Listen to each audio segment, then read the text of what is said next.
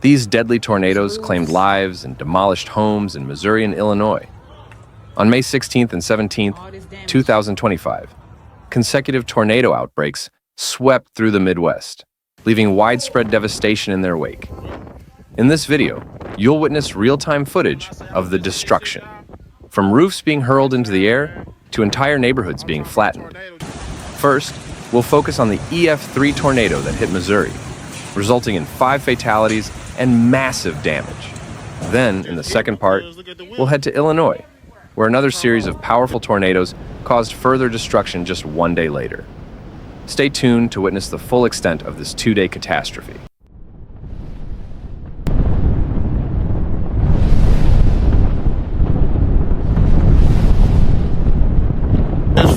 The first wave of tornadoes struck Missouri on May 16th. One of the hardest hit areas was St. Louis, where an EF-4 tornado, estimated to be over a mile wide, carved a path through residential and commercial areas. The storm damaged or destroyed more than 5,000 structures.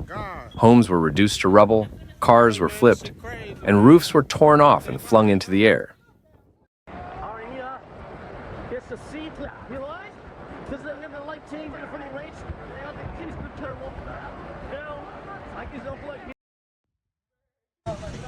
Notable landmarks like Centennial Christian Church and the Harlem Tap Room suffered major structural damage.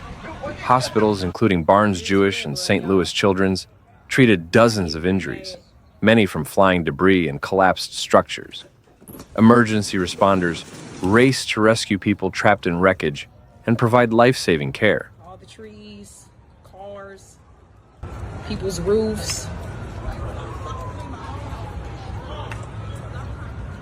all this damage.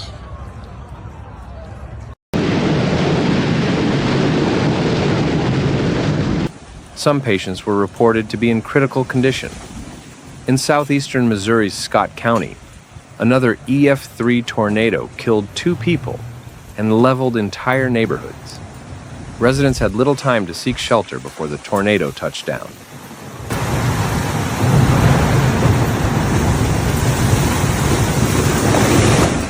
Damage assessments showed dozens of homes either severely damaged or destroyed.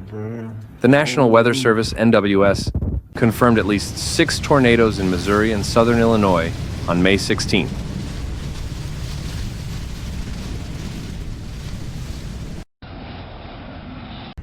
The rapid formation and intensity of the storms overwhelmed warning systems and made sheltering difficult for many. Governor Mike Kehoe declared a state of emergency and activated the Missouri National Guard.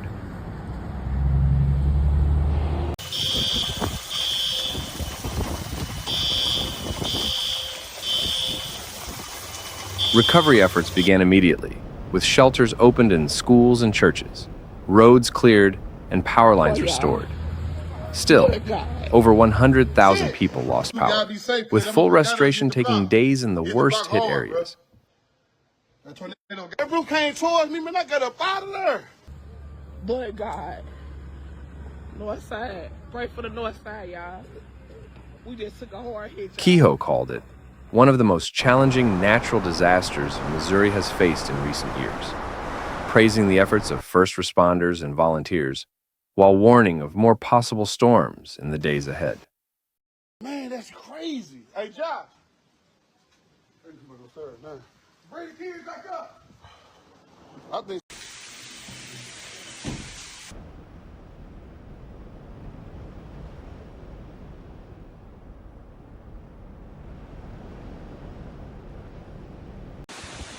As Missouri began recovery efforts, the storm system moved east and unleashed another round of tornadoes across Illinois on May 17th.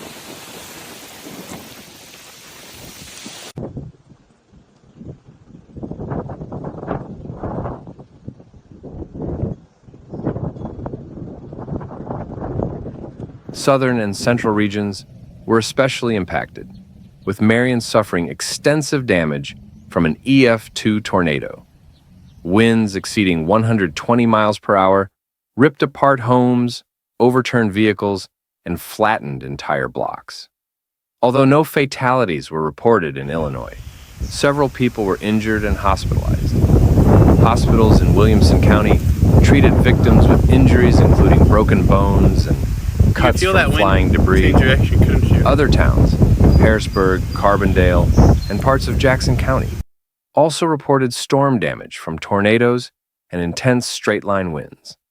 In rural areas, barns were destroyed, utility poles were snapped, and roads were blocked by fallen trees. Emergency teams responded swiftly, conducting search and rescue missions and directing survivors to temporary shelters. The NWS confirmed at least 3 tornadoes touched down in Illinois on May 17th, with damage surveys still ongoing. Tornado warnings were issued early, giving residents critical time to take shelter, likely saving lives. Power outages affected tens of thousands, especially in rural areas, where damage to infrastructure slowed recovery. Illinois emergency officials coordinated shelter and aid efforts, supported by the Illinois National Guard. Meteorologists explained that the outbreak was driven by a volatile mix of warm Gulf air and strong winds aloft, ideal conditions for severe storm formation.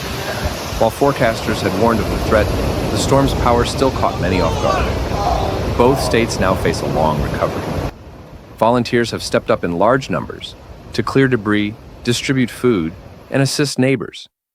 Officials continue to urge caution as structural risks and lingering weather threats remain. From the deadly EF-4 tornado in Missouri to the powerful twisters in Illinois, this outbreak serves as a sobering reminder of nature's power and the importance of emergency preparedness.